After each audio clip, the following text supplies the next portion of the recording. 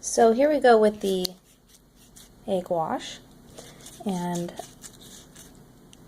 just paint it on.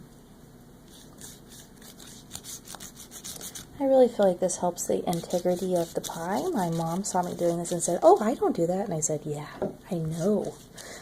So a little bit of bragging rights. I figured this out outside of my mom's recipe, which is amazing, and what all of this is inspired by. Okay, now that that is washed on there, you can put your filling in here. Now, I started out with apple pie, which I adore, and it is a lot of work because you have to peel and cut the apples. So really any frozen fruit does well with a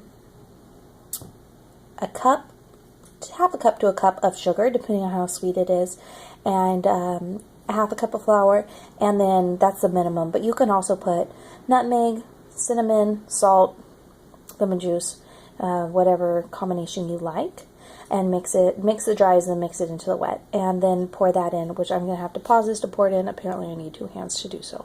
Some leftover mixture of the powders, so you can just let those go on the very top here. And my favorite is blackberry to do frozen, but this is blueberry. Then we will just do my same trick with flipping the top crust over. I overshot there a little bit. See if I can bring it back. Okay, peeling off the wax paper, and then you have your start of your pie here. And now you can do the same egg yolk on top, which is what I do for apple, and apparently I'm also doing it for this blueberry.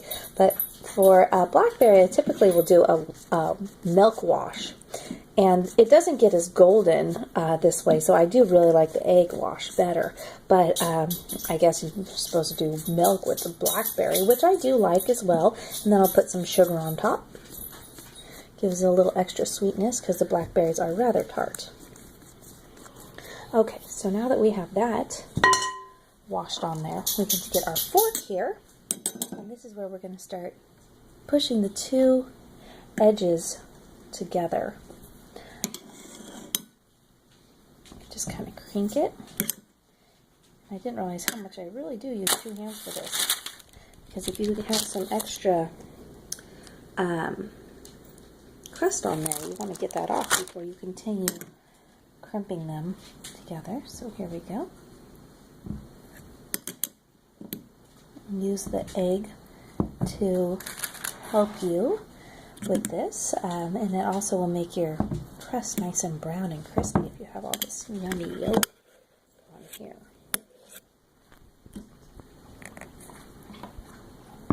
If you have excess, say over here, it's a little bit much, you can just take your knife and put it right along the side of your pan and just cut that skirt off.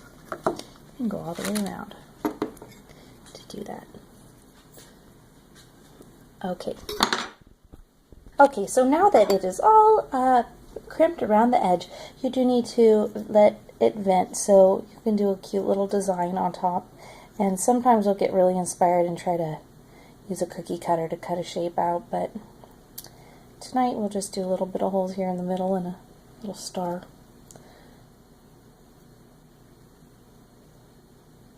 Okay, now into the oven. And when you put this in the oven, you want to preheat your oven to 425, but when you put the pie in, you put the temp down to 350.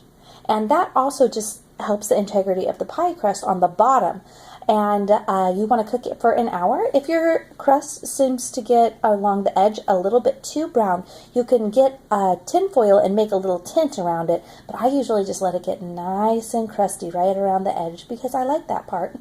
And, you know, you kind of just have to do what you like with your own personal pie. That's why we make stuff at home, to make it our way. So I will show you how it turns out in an hour.